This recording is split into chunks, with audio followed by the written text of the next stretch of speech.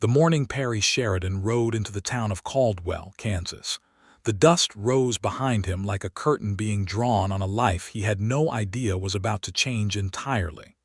It was the autumn of 1878, and the air carried the particular sharpness of a prairie season turning, the kind of cold that did not settle into your bones all at once but crept there slowly, the way trouble tends to do. Perry had ridden 2 days out of Wichita, and the leather of his saddle creaked beneath him like an old complaint as he guided his horse, a steady bay gelding named Copperhead, down the main street of Caldwell. The town was alive in the way frontier towns always were in the morning, blacksmiths clanging, merchants sweeping doorways, cowboys nursing coffee outside the saloon even though the hour barely warranted it. Perry took none of it in with any particular interest. He had business, and business in Perry Sheridan's world was never a pleasant thing. He was 29 years old, with the kind of face that suggested he had earned every year of it. A square jaw dusted with a few days of dark stubble, eyes the color of weathered saddle leather, brown with flecks of amber when the light caught them right. He was tall in the saddle, broad-shouldered, with the careful economy of movement that belongs to men who have spent most of their lives outdoors and learned not to waste energy.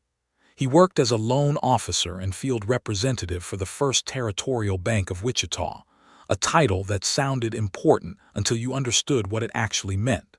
It meant that when people could not pay what they owed, Perry Sheridan was the man they sent to deliver the news. He hated the job. He had taken it 3 years ago because it paid better than trail work and kept him fed through the Kansas winters. He had stayed because staying was easier than leaving, which was a particular kind of weakness Perry recognized in himself and had not yet figured out how to remedy. The parcel of land he was riding to that morning belonged to a woman named Mamie Covington. He had the file on her tucked into his coat, 32 acres of grazing land with a house, a barn, and a small working operation about 1.5 miles east of town. Her late husband, a man named Walter Covington, had taken out a note against the property 4 years prior. Walter Covington had died of fever 14 months ago, leaving the note and everything attached to it to his wife. The bank had extended the note twice already, a courtesy Perry suspected had more to do with the sympathies of the previous loan officer than with any sound financial reasoning. Now the note was past due by 60 days, and the bank's new manager, a wiry, cold-eyed man from Philadelphia named Gerald Holt, had decided patience was no longer a policy he intended to keep. Perry had the papers in his coat. He had the legal authority. He had the bank's letter. What he did not have was any desire to deliver them to a widow who had been trying to hold herself together on 32 acres of Kansas prairie. He tied Copperhead outside the general store, asked directions from a sun-baked man sweeping the boardwalk, and was pointed east with a look that suggested the man already knew what Perry was riding out there to do and did not think particularly well of it. Perry thanked him, remounted, and rode. The Covington property announced itself with a white-painted fence line that was in better repair than Perry had expected. The posts were straight and the wire was tight, which told him something about the woman who maintained it. She was not someone who let things go to ruin without a fight. The house itself was modest but tidy, a 2-story clapboard structure with a covered porch along the front, flower boxes in the windows that still held the dried remnants of summer color, and a kitchen garden running along the south side that had been recently turned over for the season. There was a barn set back behind the house, its red paint faded but holding, and a small corral where 2 horses moved in lazy circles. Perry pulled up at the gate and was halfway through the swing of it when the front door of the house opened, and Mamie Covington stepped out onto the porch. He had been to dozens of these properties. He had delivered this kind of news to farmers and ranchers and homesteaders all across southern Kansas, and in every case he had formed some picture in his mind of what he would find before he arrived. With Mamie Covington, the picture he had formed from the file was of a tired woman, perhaps prematurely aged, worn down by circumstance and grief. That picture dissolved the moment she stepped out onto that porch. She was 26, with dark auburn hair pinned up beneath a wide-brimmed work hat, tendrils of it escaping around her face in a way that seemed entirely natural rather than careless. She was wearing a practical work dress of deep blue cotton with the sleeves rolled to her elbows, and she held a pair of leather work gloves in one hand. Her eyes were green, not the soft, indeterminate kind, but a clear, sharp green the color of the Kansas River in summer, and they settled on Perry with an expression that was neither frightened nor particularly welcoming. It was the expression of a woman who had learned to measure things before she reacted to them. She did not say anything. She stood at the top of the porch steps and waited for him to speak first, which already told him she was not easily rattled. "Good morning," Perry said, pulling off his hat. "I am looking for Mamie Covington." "You found her," she said. "I do not believe I know you." "No, ma'am, my name is Perry Sheridan. I'm a field representative for the First Territorial Bank of Wichita." He watched her face. It changed not dramatically, not into the fear he had seen so many times before, but into something careful and contained, like a woman drawing all her cards closer to her chest. "I see," she said, and her voice was steady. "You had better come in, then." The inside of the house was as orderly as the outside. The main room served as parlor and sitting room combined, with a stone fireplace along one wall and a writing desk beneath the east window. The desk, Perry noticed, was covered in papers, ledgers, and what appeared to be correspondence. The room smelled of coffee and the light sweetness of dried lavender bundles hanging from the ceiling beams. It was a room that had been lived in deliberately, every item placed with thought. Mamie Covington gestured to the chair nearest the fireplace and went to the kitchen without asking whether he wanted coffee, returning a moment later with 2 cups. She set one in front of him, kept the other, and sat in the straight-back chair opposite with the particular posture of a woman who was not interested in making herself small. "You have papers for me," she said. It was not a question. Perry set down his coffee and withdrew the envelope from his coat. He held it for a moment longer than was perhaps necessary, which was a habit he had when delivering bad news and knew it. Then he placed it on the low table between them. "Yes, ma'am. The note your husband took out against this property in 1874 has come past due. The bank has extended its terms twice. The current balance, including the accrued interest of the last period, stands at $412. The note is 60 days past due, as of the 14th of this month. I have been sent to notify you that the bank is moving to take possession of the property under the terms of the original agreement, unless full payment is received within 30 days. He said it plainly, as he always did, because he had learned early that drawing it out only made it worse. There was no kind way to deliver a sentence like that. The only clean thing he could do was say it directly, and let the woman in front of him have her reaction without him adding theater to it. Mamie Covington did not cry. She did not raise her voice. She looked at the envelope on the table between them for a moment that seemed very long, and then she looked up at Perry with those clear green eyes and said, $412. "Yes, ma'am." "And 30 days." "Yes, ma'am." She picked up the envelope, turned it over in her hands once and set it down again. Then she stood up, walked to the writing desk, opened one of the ledger books and studied something on the page for a moment before turning back. "Mr. Sheridan," she said, "I appreciate you coming out here personally. Most banks would have sent a sheriff's deputy with the foreclosure paperwork and called it done. The fact that you came yourself, with a 30-day notice and a cup of coffee between us rather than a writ of eviction, tells me you are at least a man of some decency." Perry had not expected that. He felt something shift slightly in his chest, the way the ground gives a little beneath your boot on frozen soil that is just beginning to thaw. "I try to be, ma'am," he said. "Good," she said. "Then I would like to ask you a few questions, if you do not mind, before you ride back and report to whoever sent you." "I do not mind," he said, because he found, somewhat to his surprise, that he genuinely did not.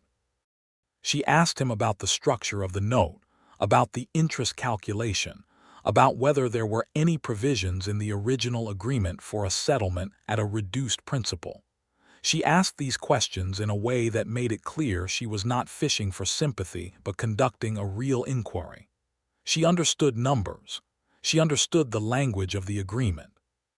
Perry found himself answering not in the careful, simplified way he normally talked to property owners in these situations, but as he would talk to a fellow professional, because that was clearly what she required and what she deserved. When she had finished her questions, she thanked him again, walked him to the door, and shook his hand at the top of the porch steps the way a man would, firmly, with direct eye contact. "I will be in touch within the week," she said. Perry put on his hat and walked back to Copperhead. He was halfway down the drive before he turned in the saddle and looked back at the house. She was still standing on the porch, watching him go. She did not wave. She simply stood there with her arms crossed, the autumn wind pulling at those loose strands of auburn hair, and watched until he had rounded the bend in the road. Perry rode back to Caldwell feeling something he had not felt in a long time. He was not entirely sure what to call it. All he knew was that the particular heaviness that always settled on him after these visits was not there this time. Instead, there was something lighter, something almost like anticipation, and that bothered him considerably more than the heaviness had ever managed to.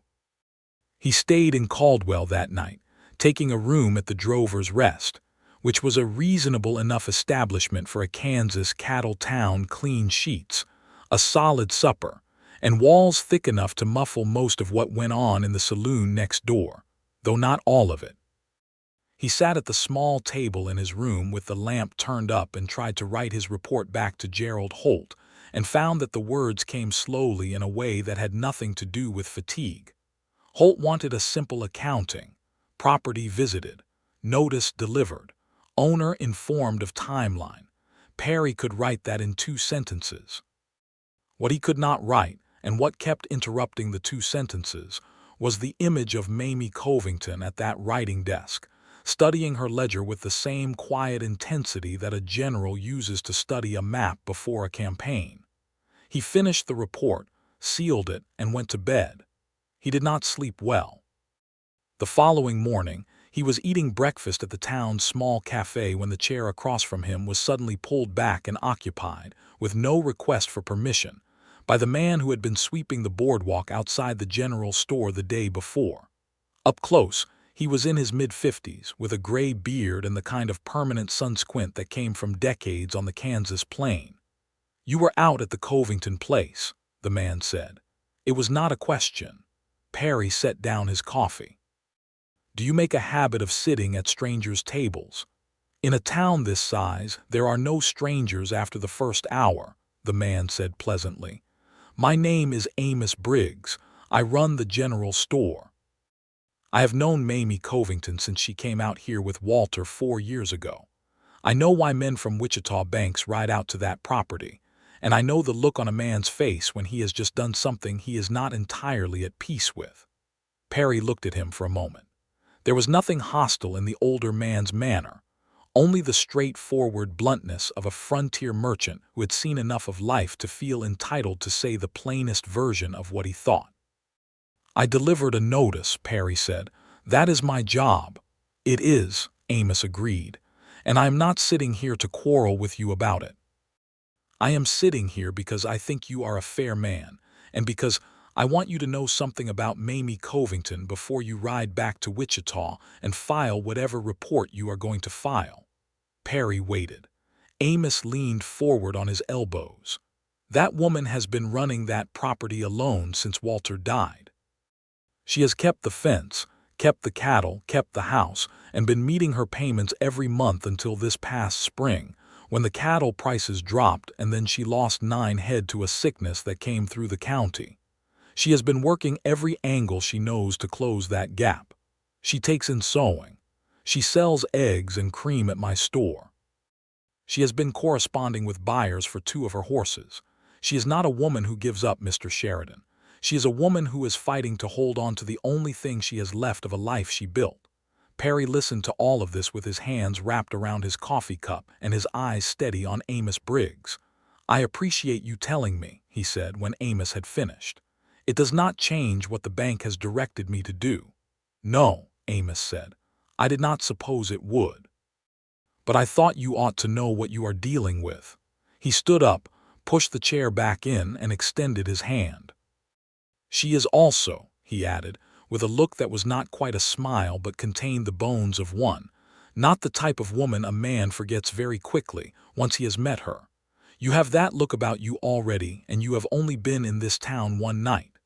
He walked out before Perry could respond to that, which was probably exactly as Amos Briggs had intended. Perry rode back to Wichita that morning.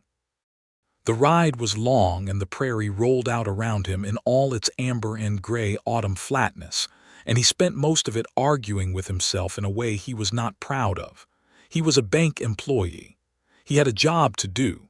He had done it. Whatever Mamie Covington chose to do with her 30 days was none of his concern beyond the professional.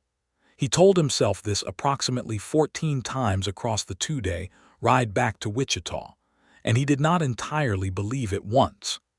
Gerald Holt received his report with the brisk satisfaction of a man who viewed foreclosures as a satisfying resolution rather than a human cost. He was 38, thin as a fence post, with a precise little mustache and the perpetual air of someone who found his surroundings slightly beneath him. He had come from Philadelphia 4 months ago to manage the Wichita branch of the First Territorial Bank, and in those 4 months he had moved to collect on 7 outstanding notes, all of which had previously been managed with some measure of patience by his predecessor. "Good work, Sheridan," Holt said, scanning the report. "30 days is more than generous. I have the surveyor's assessment on the property already. We should realize a reasonable return on the land sale." Perry stood in front of Holt's desk and kept his expression neutral. "The owner is a widow. She has been making payments consistently until this spring. One difficult season is not my concern," Holt said pleasantly. "The terms of the note are the terms of the note. That is what makes them terms." Perry looked at the man for a moment. "Has any consideration been given to restructuring the note, extending the principal period?" Holt looked up from the report with the particular expression of a man who is deciding whether to be patient or dismissive. He settled on patient barely. "We extended twice already. The answer is no. Was there anything else?" There was not anything else. Perry walked out of Holt's office, went to his desk in the outer room, and sat looking at the stack of other files on it for a long while without opening any of them. Then he got up, went to the public record office 3 blocks away, and spent the rest of the afternoon reading everything he could find about the First Territorial Bank of Wichita. Banks, Perry had learned over 3 years of working for one, were not monolithic things. They were built of agreements and shares and ledger entries, and the ownership of them could be as complicated as any other piece of property. The First Territorial Bank of Wichita had been founded in 1871 by 3 men, 2 of whom had since sold their shares. The current majority shareholder was a holding company out of Kansas City. There were smaller shareholders scattered through the western Kansas region: merchants, ranchers, a few lawyers. The shares traded infrequently. Perry found records of the last 3 sales.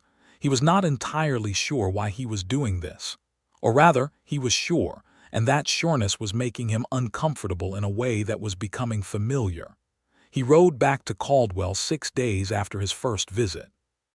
It was a Tuesday, and the autumn light was doing something extraordinary to the prairie, laying gold across everything at a low angle that made the dried grasses glow like copper wire.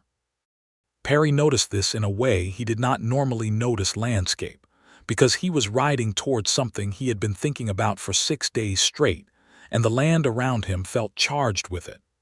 Mamie Covington was in the corral when he came up the drive, working one of the horses, a long-legged gray with a lunge line. She was wearing the same work hat as before but a heavier coat against the October cold, and she moved around the corral with the confident ease of a woman who had been around horses her whole life.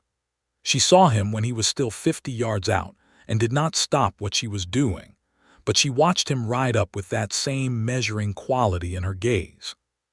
He tied Copperhead at the fence and walked over. She brought the gray in and looped the lunge line around the fence post before turning to face him. "Mr. Sheridan," she said, "you are back sooner than I expected." "I have been doing some thinking," he said, "and some reading." Something shifted in her expression, not quite curiosity, but something adjacent to it. "What kind of reading?" "The kind that involves public records and bank share registrations." He paused. "I want to be very clear that I am not here in any official capacity today. I came on my own time, on my own horse, and what I am about to tell you is information that is in the public record and available to anyone who goes looking for it." She studied him for a moment, then nodded slowly. "Then you had better come inside." They sat at the kitchen table this time, which felt less formal than the parlor and more like the kind of conversation that required plain language and good light. Mamie poured coffee without ceremony and set a plate of cornbread between them with the matter-of-fact hospitality of a woman who fed people, because it was practical, not because she was performing graciousness. Perry laid out what he had found at the public record office, speaking carefully, making sure she understood that he was not advising her in any professional capacity, but simply sharing what was available in the public record. He told her about the shareholding structure of the First Territorial Bank, about the smaller shareholders, about the fact that a block of shares had come available 3 months ago when one of the original founding partners had died and his estate had been settled. Those shares, Perry had discovered, had not yet been purchased. They were sitting with the estate's attorney in Wichita, available for acquisition. Mamie Covington sat across from him and listened to every word without interrupting. The expression on her face shifted through several things: surprise, calculation, something that might have been the very early stages of a plan, but she kept all of it controlled, and Perry found himself watching her face the way you watch the sky before a weather change, looking for what was coming. When he finished, she said, "How much would a block of shares like that cost?" "The asking price from the estate is $380 for the full block," Perry said, "which would make you a minor shareholder, not a controlling one, but it would give you a seat at the table. And the bank's bylaws, which are also in the public record, contain a provision that requires shareholder consent for the disposal of bank-owned real property above a certain value. The Covington property, at the surveyor's assessment, sits just above that threshold." Mamie was quiet for a moment. She reached out and turned her coffee cup in a slow circle on the table, staring at it. Then she looked up at Perry. Her green eyes were very direct. "Are you suggesting that I buy a portion of the bank that is trying to take my land?" "I am telling you what I found in the public record," Perry said carefully. "What you do with that information is entirely your decision." The corner of her mouth moved. It was not quite a smile, but it was in the same neighborhood.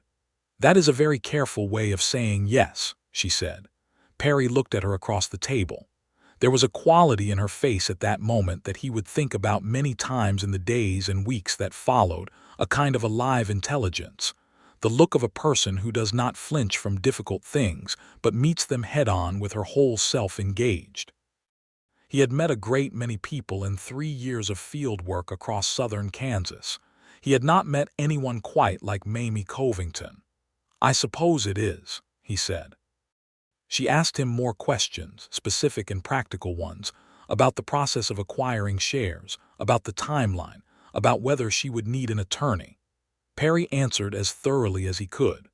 By the time the afternoon light had shifted to the amber of late October, they had been talking for nearly 3 hours, and the cornbread was gone and the coffee had been refreshed twice. When he finally stood to leave, Mamie walked him to the door with the same brisk efficiency as before. But this time, at the top of the porch steps, she paused and turned to look at him with an expression that was slightly less contained than anything she had shown him so far. "Why did you come back?" she asked. "You did not have to." Perry turned his hat in his hands.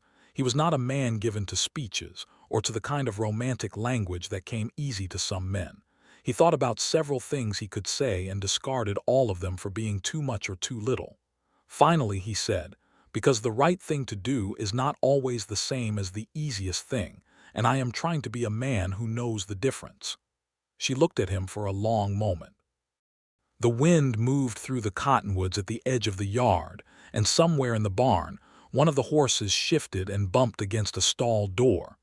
"Come back in 3 days," she said. "I have some things to arrange." He rode back to Caldwell, with the sun going down behind him and the sky turning colors that seemed almost extravagant for a Tuesday in October. He told himself he was going back to Caldwell simply because it was the nearest town, and a long ride back to Wichita made little practical sense tonight. He almost believed it. The 3 days he waited in Caldwell were not idle ones. He called on Amos Briggs at the general store, partly because Amos was clearly someone who knew things about Caldwell and its people that took others years to learn, and partly because Perry had found, somewhat to his own surprise, that he liked the man. They talked over the counter in the particular unhurried way of frontier men who do not consider conversation a waste of time when there is information to be exchanged. Amos told him more about Walter Covington, a decent man, steady and hardworking, but not a man of great financial imagination. Walter had taken the note in good faith, believing the cattle market would stay where it was. He had not planned for the downturns. But Mamie, Amos said, was different. She had been the one running the books even when Walter was alive. She had a mind for it. Her father was a merchant in Missouri, Amos said, stacking bolts of fabric with the practiced ease of long habit. She grew up in a store not much different from this one. She knows numbers the way some women know recipes. It is in her bones. Perry found himself wanting to know everything Amos would tell him about her, and then found himself slightly alarmed by this. He was a field representative for a bank. He had a professional obligation that was in direct conflict with whatever personal interest was growing in him at a rate he could not seem to regulate. He went for long rides in the mornings to try to sort himself out. The Kansas prairie in October had a particular quality of solitude vast and clean, and indifferent to whatever a man was wrestling with, which he found more useful than sympathy would have been. He rode through the tall grass country east of town, and along the creek bottoms where the cottonwoods were dropping their last gold, and he thought about what he was doing and why, and whether the two things were the same question or different ones. He had not been in love before, or at least not in the way the word seemed to mean when people used it with any weight behind it. He had been fond of women, had courted a girl in Abilene 2 years ago for several months before the job moved him on, had felt the ordinary loneliness of a man who spent most of his time riding between other people's lives. But what was happening in him now was different from fondness or loneliness. It had a specific gravity to it. It pulled in a specific direction. And that direction was east, toward 32 acres of Kansas prairie, and a woman with green eyes who turned her coffee cup in slow circles when she was thinking. He was fairly sure this was going to complicate his professional life considerably. He could not quite bring himself to mind. On the 3rd day, he rode out to the Covington property in the late morning. Mamie was waiting for him on the porch, which told him she had been watching the road. She was dressed more deliberately than either of the previous times, not formally, but with the care of a woman who has decided that what she is about to do matters and that her appearance should reflect that. "Come inside," she said. "I have something to show you." At the writing desk, spread across the surface that had previously held correspondence and ledgers, was a set of documents. Mamie stood beside the desk and walked him through them with the precision of a woman who had spent 3 days preparing this presentation and was going to make certain every element of it was understood. She had liquidated 2 assets. One of the horses, the gray she had been working on the lunge line, had been sold to a rancher north of town for $120. She had a letter from a buyer in Emporia confirming the purchase of a parcel of timber rights that had been part of Walter's original estate, unrelated to the ranch property, for $240. Together, $360. She had also gone to Amos Briggs, who had extended her $25 of personal credit, not as a merchant but as a friend, bringing her total available funds to $385. The shares cost $380, she said. Yes, Perry said. I am going to Wichita tomorrow to acquire them. Perry looked at the documents on the desk and then at the woman standing beside them, and he felt something in his chest that he suspected was going to be with him for a very long time. I should tell you, he said carefully, that my professional position puts me in a complicated place here. If Holt discovers I gave you this information. You told me what was in the public record, Mamie said firmly. You did nothing wrong and you know it, but I appreciate the warning. I am not warning you off, he said. I am only being honest with you about my situation. She turned to look at him fully then, the way she had at the door 3 days ago, with that slight lowering of her careful composure. I know you are, she said. That is what makes it worth telling you that I intend to succeed at this. And when I do, I would like to know that you are not in any trouble because of it. I can take care of myself, Perry said. You focus on your business. She smiled at that, not the almost smile from before, but a real one, sudden and unguarded and completely transforming to her face, the kind of smile that you only see when someone is genuinely pleased rather than performing pleasantness. It appeared and vanished in about 3 seconds, but Perry felt it like a match struck in a dark room. She rode to Wichita the next morning on her remaining horse, a solid chestnut mare that Amos Briggs confirmed was entirely reliable over distance. Perry, who had gone back to his work at the bank but found himself utterly incapable of concentrating on anything for the 48 hours she was gone, learned of her arrival back in Caldwell from Amos, who received a telegram from her confirming the transaction was complete. $380, paid in full. Mamie Covington was now a shareholder of the First Territorial Bank of Wichita. The confrontation Perry had been anticipating came 4 days after Mamie returned from Wichita. He had been summoned to Holt's office by letter, which meant Holt had learned about it before Perry arrived, which meant someone at the estate attorney's office had been more forthcoming with Holt than Perry had expected. He walked into the office with his hat in his hand, and his face set in the particular neutral expression he had spent 3 years developing for difficult conversations. Gerald Holt was standing behind his desk rather than sitting in it, which was a choice that said something about his emotional state. His face was a particular shade of color that Perry associated with men who have been outmaneuvered and are not accustomed to the sensation. You told her about the shares, Holt said without preamble. I told her what was available in the public record at the county office, Perry said. I have told a great many property owners to investigate their legal options. That is not outside the scope of my responsibilities. You rode back to her property on your own time after delivering the notice, Holt said. That is a significant deviation from your professional boundaries. I am not in violation of any written policy of this bank, Mr. Holt, Perry said, and I think you know it. I shared publicly available information with a property owner who had a legitimate interest in understanding her options. The fact that she acted on that information effectively is a reflection of her abilities, not a reflection of any wrongdoing on my part. Holt stared at him across the desk for a long moment. The vein in his temple was doing something Perry found professionally interesting. Then Holt sat down, placed his palms flat on the desktop, and said in the quiet, clipped tone of a man containing himself with effort, "The Covington property foreclosure is now complicated by her shareholding position. Our legal counsel advises that her shares do create a procedural issue with the disposal provision you apparently found in our own bylaws." Perry said nothing. "This is going to delay the process by at least 6 weeks while counsel determines the correct procedure," Holt continued. "During which time, If she raises the funds to clear the note, the bank has no further claim on the property." "That is correct," Perry said. Holt looked at him with an expression that contained a complex mixture of anger, reluctant respect, and the particular frustration of a man who cannot find a clean legal target for what he is feeling. "Are you in love with this woman, Sheridan?" he asked, in a tone that was trying to be contemptuous but had too much genuine curiosity in it to fully succeed.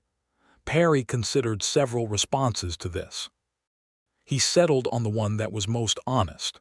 "I do not see that that is any of your business," he said, "but I will tell you that I did not do anything dishonest and I would do it again."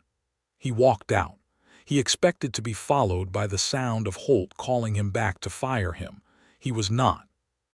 Whether that was because Holt valued him enough not to, or because the legal complications Mamie had created now meant the bank needed its experienced field officers, or because Holt simply needed more time to decide, Perry could not determine. He kept his desk and his salary and rode back to Caldwell that afternoon feeling something he was willing to cautiously identify as relief. The 6 weeks that followed were among the most significant of Perry Sheridan's life, though they began quietly enough. He continued to ride out to the Covington property, no longer under any official pretense, and Mamie continued to let him in.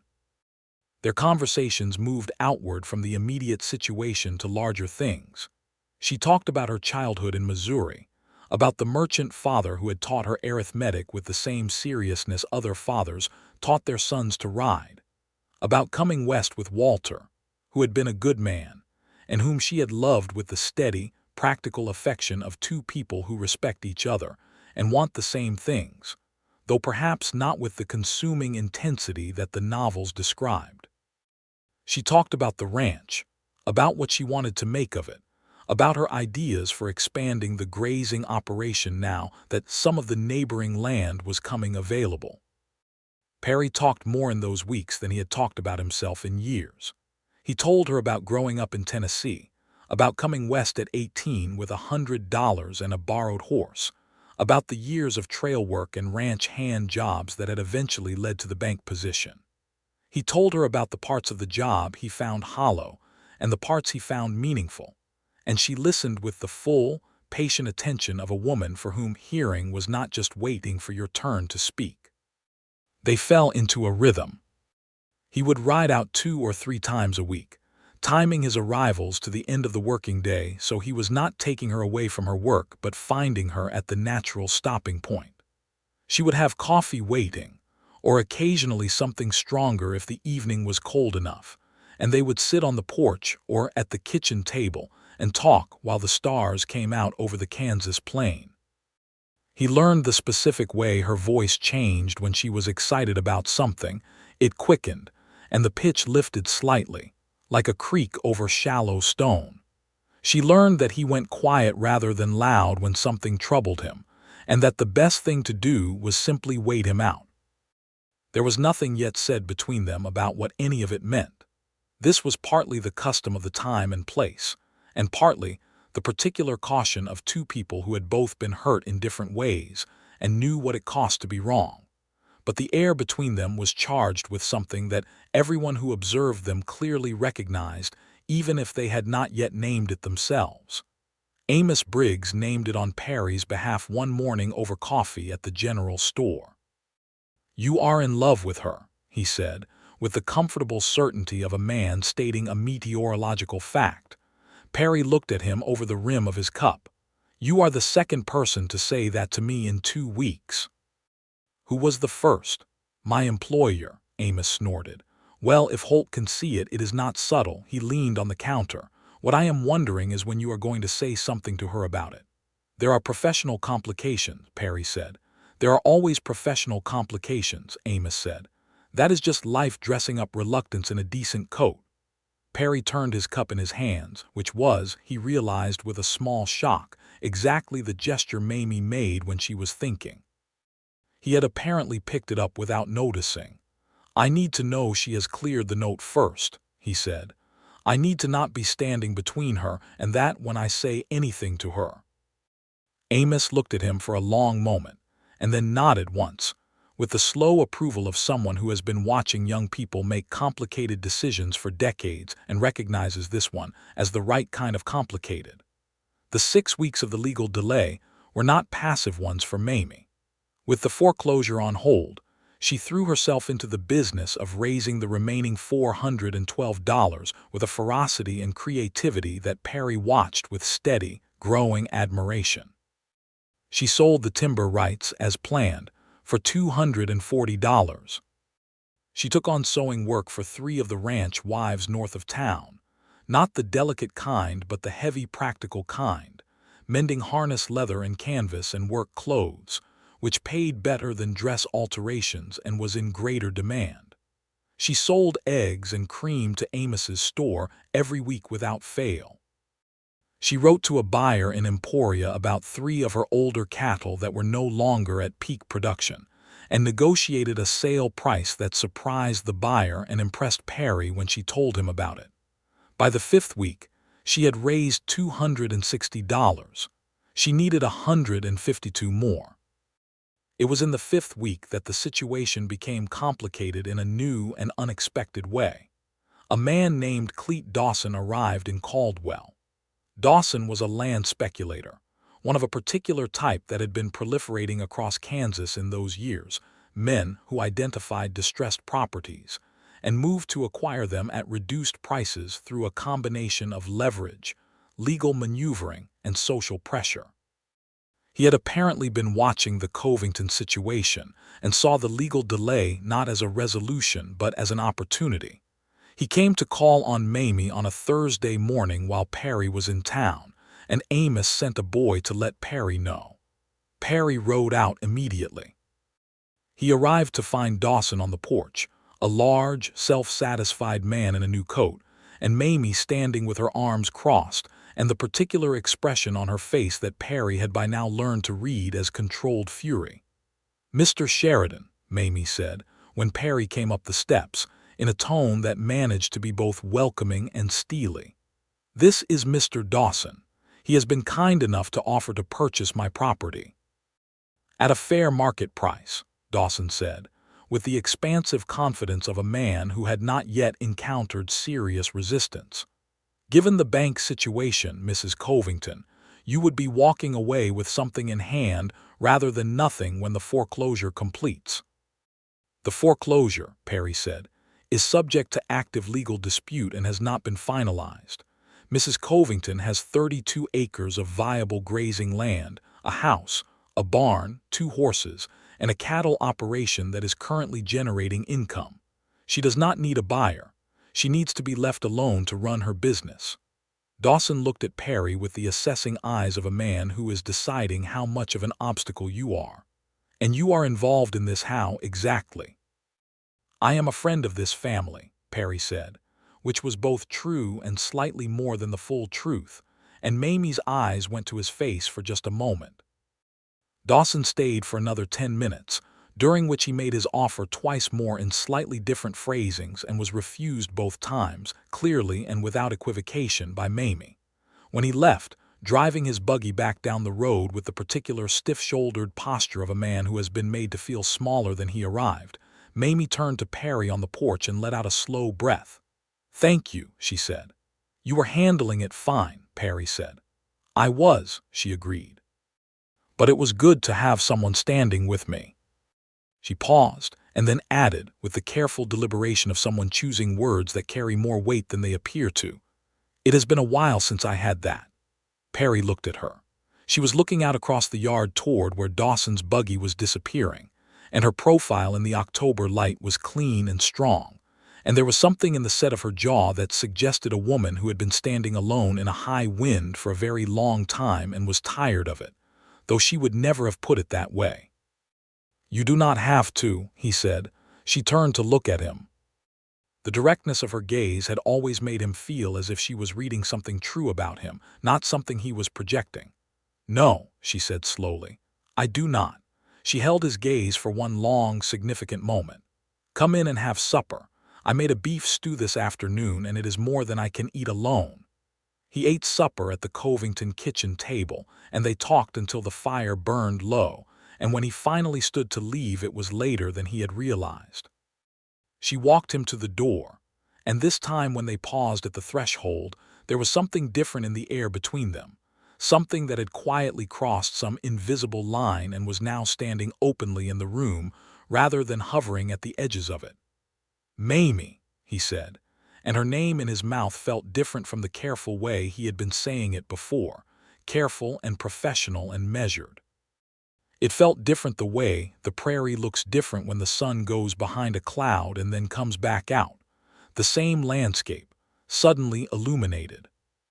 She looked at him with those clear green eyes and she said, "I know," which was perhaps the most useful and courageous response to what he had not quite said, and the thing that happened to his chest in that moment was beyond his ability to describe with the vocabulary he had available. He rode back to Caldwell in the dark with the stars overhead so thick they seemed like they might have weight, and he was grinning in a way that would have embarrassed him considerably if anyone had been there to see it. The last of the money came together in the 6th week. Mamie had been in contact with a woman named Clara Whiting in Emporia, who was the wife of a successful cattle broker, and also, apparently, an investor of no small ambition for a woman of 1878. They had met once at a church social in Caldwell the previous year, and Mamie had written to her on what Perry privately thought was an inspired instinct. Clara Whiting purchased an interest in 2 of Mamie's breeding cows, a business arrangement rather than a charity, with clear terms for the annual return, and sent $160 to Caldwell by bank draft.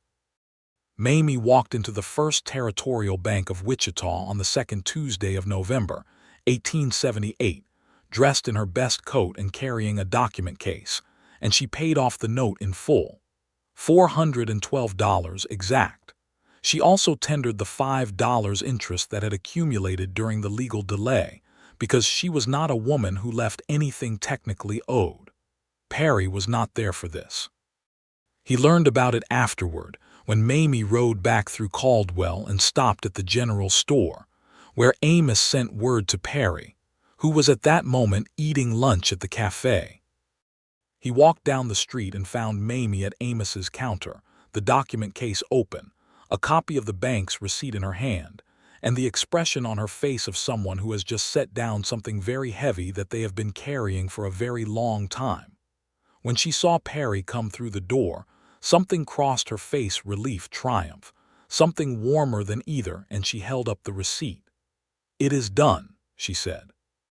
Perry crossed the room in 4 strides and without any particular deliberation, which was not his usual approach to significant actions. He took both her hands in his and held them. The receipt was between their palms. Amos Briggs suddenly became extremely interested in a barrel of flour near the back of the store. "It is done," Perry said. They looked at each other across the receipt and the clasped hands and the particular charged quality of a moment that contains a great deal of future within it. "There is something I want to say to you," Perry said.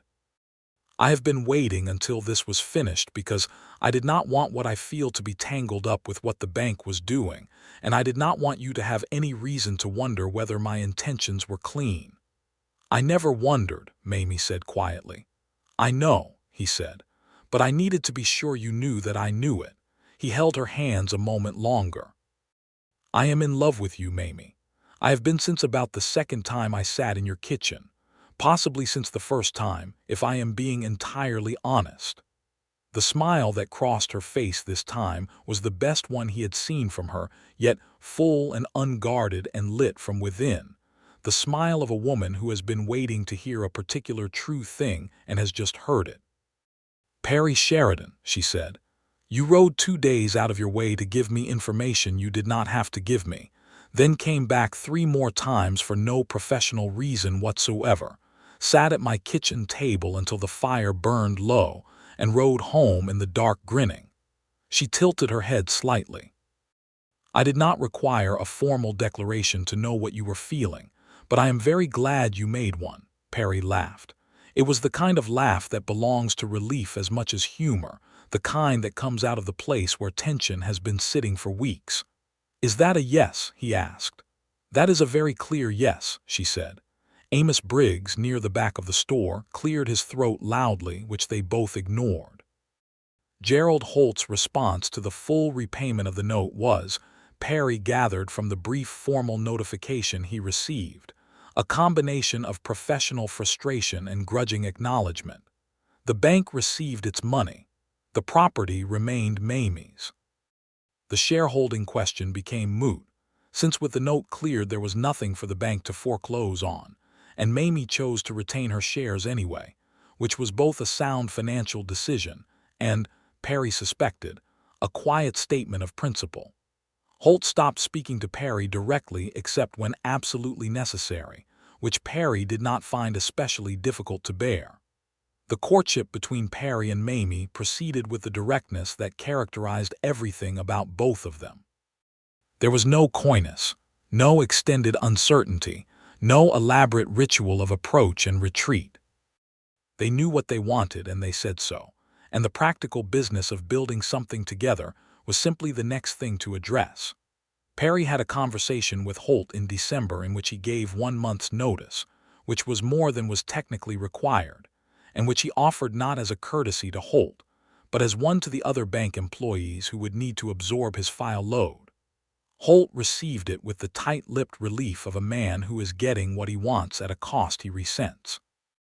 They shook hands at the end of the conversation in the formal way of men who do not like each other and will not pretend otherwise. Perry rode back to Caldwell on a cold December afternoon with his last month's wages in his pocket, the saddle bags behind him carrying everything he owned, and Copperhead's breath making small clouds in the winter air. He had not told Mamie exactly when he was coming. He had sent a letter 3 days ahead but not given a specific date, which meant when he turned up the road to the Covington property and saw her step out onto the porch. She had not been watching for him but was simply there. She shaded her eyes against the winter glare, and when she recognized him, she did not wave or call out. She simply stood there with her arms at her sides, and something about the way she held herself open, still, as if the wind could go right through her, and she did not mind made his throat tight. He swung down from Copperhead and tied him at the gate and walked up the path, and she came down the porch steps to meet him halfway. He kissed her for the first time there in the yard, in the cold December air with the cottonwoods bare and the prairie rolling silver-gray around them. It was not a tentative kiss. It was the kiss of two people who know what they are doing and are fully present for it. When they broke apart, she looked up at him and said, in a voice that was steadier than he suspected she entirely felt, "Are you planning to stay?" "That is up to you," he said. "But yes, if you will have me." "I believe," she said, "that I will." They were married in February of 1879 in the small Methodist church in Caldwell, with Amos Briggs standing up for Perry and Clara Whiting, who had made the journey from Emporia specifically for the occasion, standing up for Mamie. The ceremony was simple, and the celebration afterward was warm, held in the church's meeting room with food brought by half of Caldwell, because Mamie had made herself known and liked in that town over the previous year, and a wedding was something the community intended to mark properly. Perry had arranged his affairs in Wichita with the same careful thoroughness he brought to everything, and arrived at the Covington property, which they agreed would simply remain the Covington property for the time being, since the name was on the deed, and the deed was what mattered ready to work. He was not a man who needed to be master of the household in the way that some men did, the way that required everything to arrange itself around his authority.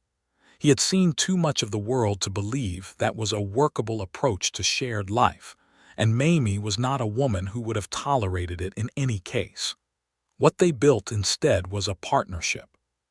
Perry, who had spent 3 years dealing with the financial and legal aspects of property ownership across southern Kansas, brought skills to the ranch that complemented Mamie's own practical expertise in a way that felt genuinely productive rather than overlapping.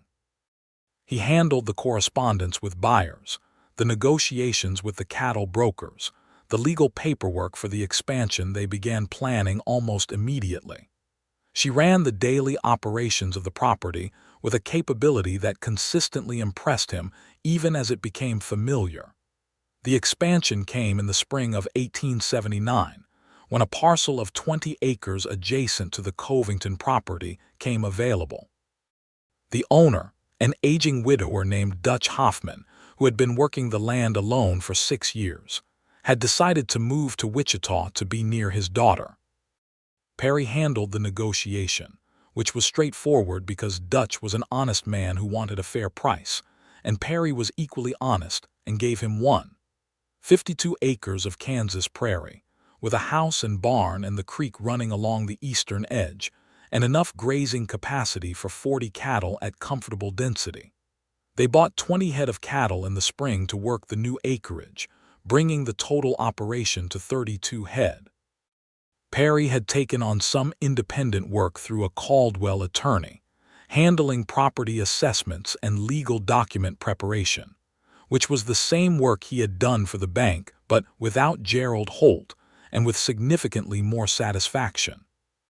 Mamie sold her shares in the First Territorial Bank of Wichita in May of 1879, having held them long enough to receive 1 dividend payment and to cast her vote against a proposed foreclosure policy that would have eliminated the required shareholder consent provision. The vote failed, which meant the provision stayed. She sold the shares for $410 and put the money directly into the cattle expansion. The summer of 1879 was a good one. The rains came at the right times, the cattle were healthy, the grass grew thick along the creek bottom.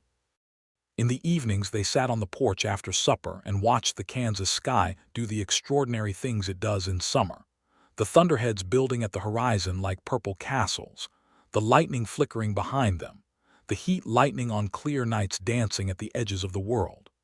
Perry had spent most of his adult life moving, and the specific pleasure of sitting still in one place that was genuinely his and Mamie's, was something he had not anticipated and had no adequate words for. He said so one evening, with his feet up on the porch rail and a cup of coffee in his hand, and the sky going orange and purple behind the tree line. Mamie looked at him from the adjacent chair. She was mending something, which she did in the evening sometimes while they talked, her hands busy and her attention divided between the work and the conversation in that efficient way she had. "You are happy," she said. "I am," he said, with a directness that still sometimes surprised him, because he had not used to be a man who said that kind of thing out loud. She set down the mending and looked at him with the full, unhurried attention she brought to everything that mattered to her. "So am I," she said, genuinely and considerably. He reached across and took her hand, which she allowed with the comfortable ease of people who have been touching each other long enough that it feels like return rather than arrival. In October of 1879, Mamie told him she was expecting a child. Perry received this information while sitting at the kitchen table with a cup of coffee going cold in front of him, and a land assessment report he had been working on, and his response was a silence that lasted long enough that Mamie, who had delivered the news with the same careful composure she brought to important information, raised an eyebrow. "Are you going to say something?" she asked. He stood up from the table and crossed to where she was standing near the window and put his arms around her with the careful deliberateness of a man who is doing something extremely important and wants to do it correctly. She laughed, surprised, delighted, and returned the embrace. "We are going to have a child," he said into her hair. "We are," she said. "In the spring, I think." He pulled back to look at her face. She was watching him with those clear green eyes that had been measuring him honestly since the first morning he rode up her drive, and what she saw in his face now made the expression in them soften in a way he had only seen a few times before, at the general store counter after she paid the note, at the church in February, once on a summer evening when she had thought he was not looking. "Good," he said. "That is exactly right." The winter of 1879 and 1880 was a hard one, as Kansas winters could be. The blizzards came down out of the north in late December and stayed, laying snow across the prairie in heavy, wind-sculpted drifts that made the fence posts disappear and turned familiar landscape into something alien and white. Perry and Mamie worked through it with the particular combination of practicality and good humor that characterized everything they did together, keeping the cattle fed, the barn doors clear, the house warm, and each other steady when the cold and the darkness and the confinement made everything feel heavier than it was. In those long winter evenings they read aloud to each other by the fire, alternating books, Perry favoring history and the occasional frontier narrative, Mamie inclined toward natural science, and secretly, novels she was slightly formal about admitting to liking. They played cards at the kitchen table. They talked about the ranch, about the coming spring, about what they wanted the next years to look like. The conversations were the kind that only happen between people who have decided fully on each other, detailed and practical and occasionally funny, and always honest. Mamie's expanding pregnancy was an ongoing conversation all its own. She refused to be treated as fragile, which Perry had the sense not to push against too hard, though he watched her with a steady, quiet attentiveness that she noted and seemed to find both loving and occasionally amusing. When she told him to stop hovering, he would hold up both hands in surrender and go back to whatever he had been doing, and she would smile at his back because she knew he was still watching. The baby was born in late April of 1880, during a week when the Kansas spring was doing its most extravagant things, redbuds blooming along the creek, meadowlarks going loud and joyful in the grass, the air soft and warm and saturated with the smell of new green things. Clara Whiting had come from Emporia 3 weeks earlier to stay with them through the birth, which was both practically useful and personally significant to Mamie, who did not have family nearby and was grateful for the friend. It was a boy. Perry stood in the doorway of the bedroom with Clara Whiting giving him a look that suggested she was going to cry, which she did not quite manage, and he held his son for the first time and felt something enormous and specific happen to him that had no useful comparison in his previous experience. "He is perfect," he said, with the simple certainty of a father looking at his child for the first time. Mamie, pale and tired and completely radiant in the way of women who have just done something extraordinary, looked at Perry holding the baby and said, "He is. We are going to name him James Walter Sheridan." James, for no specific reason other than they both liked it. Walter for Walter Covington, because Mamie had loved Walter in her way, and because he had built the foundation she was standing on, and because she was not a woman who erased the people who had mattered to her simply because life had moved forward. Perry looked at her across the room, across the baby in his arms, and the love he felt for her in that moment was not different from what it had been on every other day. But it was somehow larger, expanded by circumstance into something that filled more of him than he had known he had room for. James Walter Sheridan was a healthy, curious boy who from the very beginning demonstrated his mother's particular quality of watching everything before reacting to it. He was dark-haired like Perry, with Mamie's green eyes, and the combination was striking enough that people in Caldwell would stop in the street to look at him when Mamie brought him to town. The ranch continued to grow through 1880 and into 1881. Perry's work as an independent property assessor and legal document preparer had built into a small but consistent practice, partly because he was good at it, and partly because he had the kind of reputation in southern Kansas for honest dealing that spread without the need for advertising. Mamie expanded the cattle operation in the spring of 1881, bringing in a bull from a rancher in Dodge City, and beginning a selective breeding program that she had been planning on paper since the previous autumn. Amos Briggs retired from the general store in the summer of 1881, selling it to a young couple from Missouri who were pleasant enough but not Amos, whom Perry and Mamie both missed considerably. Amos himself moved into a small house on the south end of Caldwell and became a daily presence at the cafe, where he held what Mamie called his court. Several older men of the town, who gathered there each morning to discuss events, with the relaxed authority of men who no longer had professional obligations competing with their opinions. Perry visited him there regularly.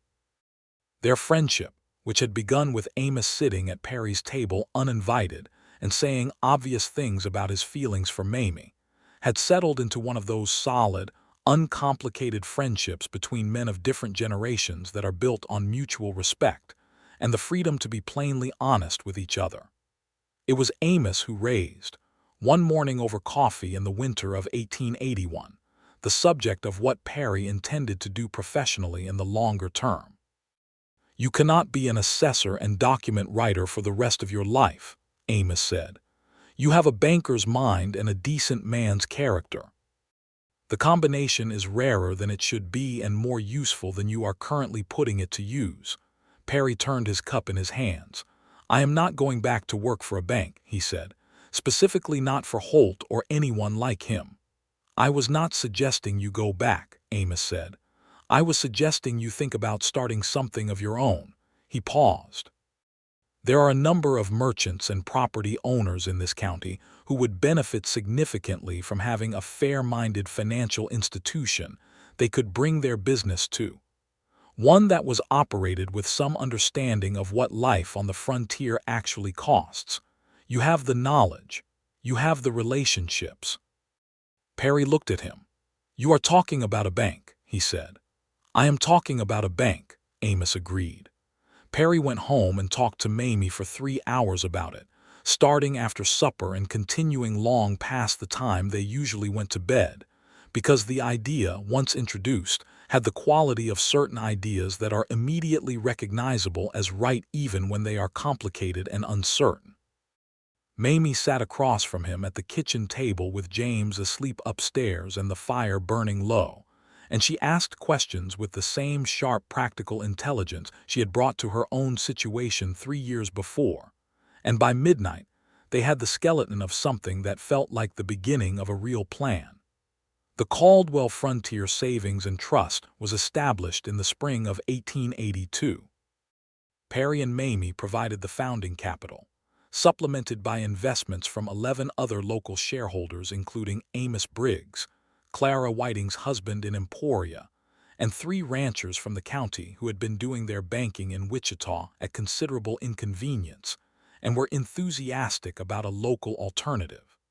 The bank's initial offices were in a building on Main Street in Caldwell that had previously housed a dry goods operation.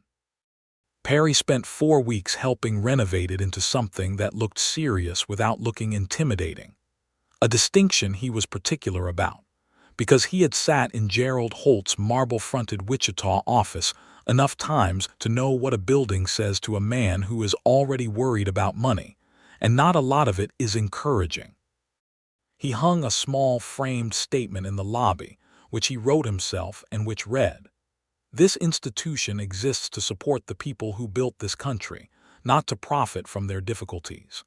Mamie had read it and said, "That is entirely true and probably not good for the dramatic atmosphere you are presumably trying to project." "I'm not trying to project dramatic atmosphere," he said. "I know," she said. "That is one of the most reliable things about you." She reached up and straightened the frame by about half an inch. "Leave it up. It says everything important." The bank opened on a Tuesday in March of 1882, and the first week's business exceeded Perry's projections by 40%. By the end of the first year, it had made 37 loans, 17 of which were to property owners who had previously been turned down by the First Territorial Bank of Wichita under policies that Perry understood very well and had deliberately structured his institution to avoid. News of the Caldwell Frontier Savings and Trust traveled with the particular efficiency of frontier communication, which is to say that everyone within a significant radius knew about it within 6 months. Gerald Holt sent a letter in the autumn of 1882 that Perry read, considered, and filed in the back of a desk drawer, because it was the kind of letter that is meant to seem threatening, but is actually evidence of a man who is more worried than he is letting on. Perry wrote back a reply that was polite, factual, and contained not a single unnecessary word. Then he went home for supper. The years between 1882 and 1886 had the quality of good years, not uneventful, but full of the right kind of events. The ranch grew in stages, adding acreage when it became available and cattle when the grazing capacity supported them. Perry's bank grew steadily, building a reputation in southern Kansas for fair dealing and particular attentiveness to the situations of farmers and ranchers, which was the community the bank had been designed to serve. They hired a second loan officer in 1883, a serious young man named Edmund Hollies from a farm family in central Kansas who had educated himself in banking and brought to the job exactly the combination of practical knowledge and human decency Perry had been looking for. James Sheridan grew from a watchful infant into a watchful child, who was fascinated by horses with an intensity that appeared to be entirely his own invention, since while both his parents were competent riders, neither of them had ever shown the particular compulsion that made James, at 4 years old, spend every available moment at the corral fence watching the horses move. Mamie found this both charming and logistically demanding. She found out she was expecting again in the autumn of 1883, and this time she told Perry over breakfast with a directness that was characteristic and a smile that was wide enough to make James look up from his plate. "What are you smiling at, Mama?" James asked. "Everything," Mamie said simply. Their second child, a girl they named Ruth Clara Sheridan Ruth, because Mamie had been reading the Old Testament that year with a particular affection for the themes of loyalty and persistence, and Clara for Clara Whiting, who had become one of the most significant figures in their lives, was born in June of 1884 on a hot, bright Kansas day, and she arrived with an immediacy that suggested she had no patience for unnecessary delay, a characteristic that persisted. The household with 2 children had a specific and vigorous quality of noise and motion that Perry found exhausting in the most pleasant possible way.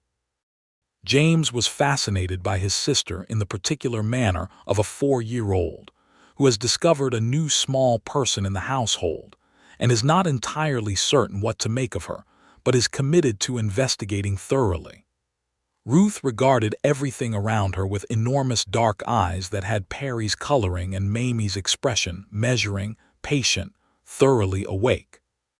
Perry stood in the doorway of the nursery one evening watching Mamie put Ruth down for the night, and the feeling that came over him was so complete and specific that it seemed to have a particular temperature warm, the way a room feels after a fire has been burning in it all day, and the warmth has settled into the walls. Mamie looked up and saw him in the doorway and raised her eyebrows in the quiet query of a woman who does not want to speak out loud and wake the baby.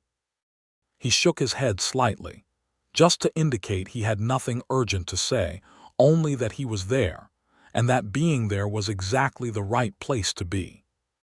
She looked at him for a moment with those green eyes that still, after 5 years, could make him feel like the truest version of himself. Then she put the baby down in the cradle, crossed the room with quiet steps, and took his hand and led him out of the nursery and pulled the door most of the way closed. And in the hallway they stood close together in the lamplight, and she said, quietly so as not to wake anyone, "You have that look." "What look?" he asked. "The one you get when you are thinking something large and not finding the words," she said. "You turn very still, your eyes go far away and then come back." He laughed softly. "I was thinking that I am the luckiest man in southern Kansas." "In Kansas," she amended, with a gravity that was entirely performative and the smile she was suppressing visible to him even in the dim hallway light. "In Kansas," he agreed. He put his arms around her, which she accepted with the complete ease of a woman who has been precisely here many times before and intends to be here many times more. "You built this," he said, against her hair. "All of it. The farm, the bank, without you, none of this." "We built it," she interrupted firmly, pulling back to look at him. "Do not go revising the history now, Perry Sheridan. You rode 2 days to give me information you did not have to give me. You came back when you did not have to. You gave up a job for a principal. Do not tell me I built it." "We built it," he said. "Better," she said. In 1885, the First Territorial Bank of Wichita, under continuing management that had changed twice since Gerald Holt's departure for Philadelphia in 1883, a departure that Perry had heard about with the mild satisfaction of a man who does not believe in holding grudges, but is human enough to feel something when patterns resolve, reached out to the Caldwell Frontier Savings and Trust about a potential regional partnership arrangement. The letter was professional and came from the new manager, a man Perry did not know, and its tone was entirely different from Holt's letter of 1882. It acknowledged the Caldwell Bank's regional reputation and proposed a correspondent banking arrangement that would benefit both institutions. Perry brought it home and showed it to Mamie, who read it at the kitchen table with her reading spectacles on. She had started wearing them the previous year, finding them useful for the fine print of contracts, and she wore them with the same comfortable authority with which she wore everything else. And when she finished, she set it down on the table and looked at Perry over the top of the spectacles. "They want access to your customer relationships in southern Kansas," she said. "Yes," Perry said, "and they are offering you access to their capital lines in exchange." "Yes." She considered for a moment. "It is a fair offer. The capital lines would let you expand what you can do for the ranchers and farmers you serve." "It would," Perry said. "I wanted your opinion before I responded." Mamie took off her spectacles and turned them in her fingers, which was, Perry noted with quiet affection, her version of turning the coffee cup, the gesture she made when she was reaching a conclusion. "Accept it," she said, "but negotiate the terms. They want your relationships more than you need their capital, and they know it. Start with that." He accepted it and negotiated the terms. The arrangement he reached was favorable to the Caldwell Bank in the proportions Mamie had assessed. He sent a letter to Clara Whiting describing the outcome, because Clara, who had built her own small investment operation with the steady intelligence of a woman who takes nothing for granted, was the kind of friend who deserved to know how the things she had helped make possible were continuing to grow. Clara wrote back that she was very pleased, and that she was coming to Caldwell in September, and she intended to spend 2 weeks because she had not seen Ruth since Ruth was 6 months old, and that was entirely unacceptable. She came and spent 11 days, which were among the most enjoyable of the year. Ruth took to Clara with the immediate, absolute confidence of a small child who has identified an adult as completely trustworthy, and spent most of Clara's visit within arm's reach of her. James, who was 5 and already demonstrating the capacity for charming women that his father had taken somewhat longer to develop, showed Clara every horse on the property with a thoroughness and earnestness that had Clara barely containing her delight. On Clara's last evening, the 4 adults, Perry and Mamie, Clara and Amos, whom they had included in the supper, because he was family in all the ways that mattered, sat on the porch after the children were in bed, and the prairie did its particular autumn evening performance, the sky going from blue to violet to the deep layered black of a Kansas night thick with stars. Clara raised her glass and looked at Mamie and then at Perry, and then at the house and the yard and the barn lit with a single lantern at the door. "Do you know," she said, in a voice that had something in it that was not quite wistfulness but was in the same country, "when you first wrote to me, Mamie, about the bank and the shares and all of it, I thought you were probably the bravest woman I had met since my own mother. And now I am sitting on your porch, and you have an operation that is the envy of every rancher in the county, and a bank that honest people trust, and 2 children, and a man who is plainly and completely gone on you." "Clara," Mamie said, with a look that meant be careful. "I am not embarrassing you," Clara said. "I am honoring you." She looked at Perry. "And you, Mr. Sheridan, you could have done your job and ridden away and found a different woman in a different town to be in love with. You came back." "I was always going to come back," Perry said. "I did not know it at first, but it was always true." Mamie's hand found his on the arm of the chair, and he turned it palm up and held hers, and they sat like that on the porch under the Kansas stars with their friends around them, and the sound of the wind in the cottonwoods and the warm lamplight behind them. And Perry thought that this exactly, was what he had not known to want until he found it. Amos raised his glass. "To Mamie," he said, "who bought the bank." They all raised their glasses. "To Perry," Mamie said, "who came back." The years that followed built themselves quietly and solidly upon everything that had been established. The ranch's reputation for good breeding stock spread through southern Kansas and into the Panhandle, and by 1887 they were receiving inquiries from buyers as far as Texas and Colorado, which Mamie handled with a calm negotiating competence that made Perry very glad, every time he witnessed it, that she was on his side. James Sheridan, growing fast toward 10 years old, was becoming the horseman he had always seemed destined to be. He rode with a natural ease that turned heads even among the working cowboys who occasionally passed through Caldwell, and Perry had the quiet satisfaction of a father watching a child become, effortlessly and authentically, exactly who they are. Ruth Sheridan was, by age 3, demonstrating an appetite for books that suggested she had inherited her mother's mind for numbers, and added to it an additional hunger for everything else written down, which Mamie encouraged with complete enthusiasm. She would find Ruth sitting under the kitchen table with a spelling book, reading with the focused silence of someone who has found what she was looking for, and the tenderness that crossed Mamie's face in those moments was something Perry kept to himself like a private treasure. Mamie's bank shares. She kept a small holding in the Caldwell Frontier Savings and Trust as a founding shareholder, and she paid close attention to the quarterly reports with the interest of someone who helped build the thing. Continued to pay a modest dividend that she set aside in a separate account she had privately designated for the children's education, a term that in 1887 Kansas meant something specific and deliberate. She intended both James and Ruth to have more formal schooling than the frontier school in Caldwell could provide, and she was building toward it with the same patient, methodical care she brought to everything else.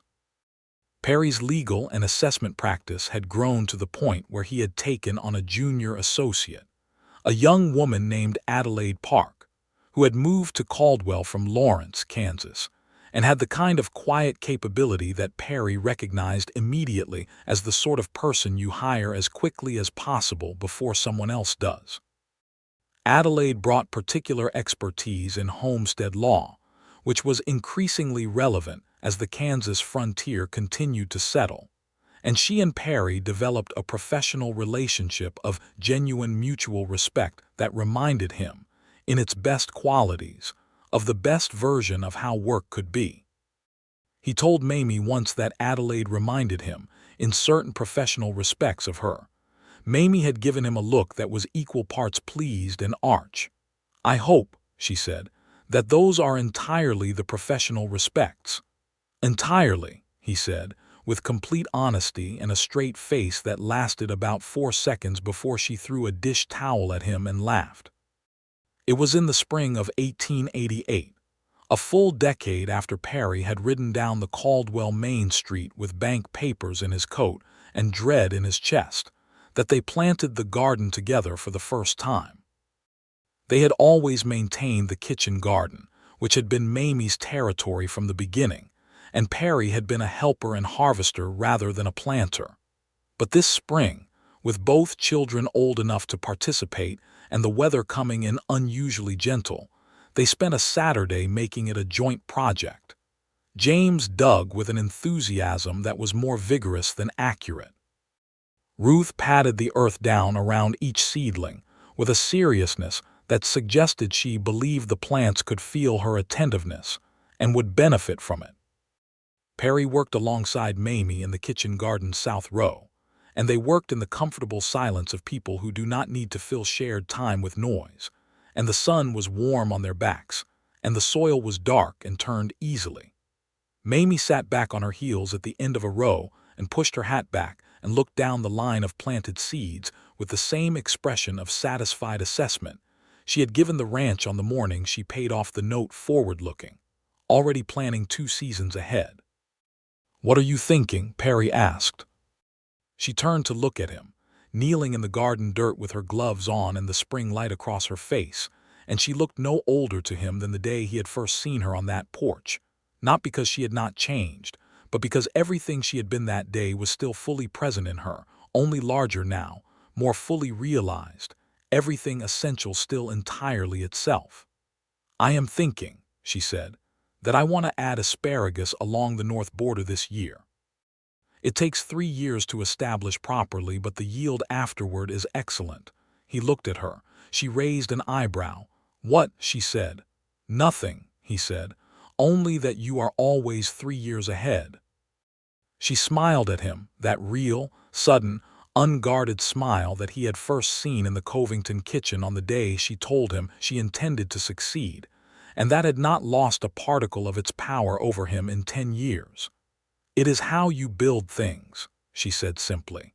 "You plant what you will not eat until you have earned the patience to wait for it." He leaned across the row and kissed her, which made James say "Papa" in a long-suffering tone, and Ruth put her hands over her eyes and then peeked between her fingers.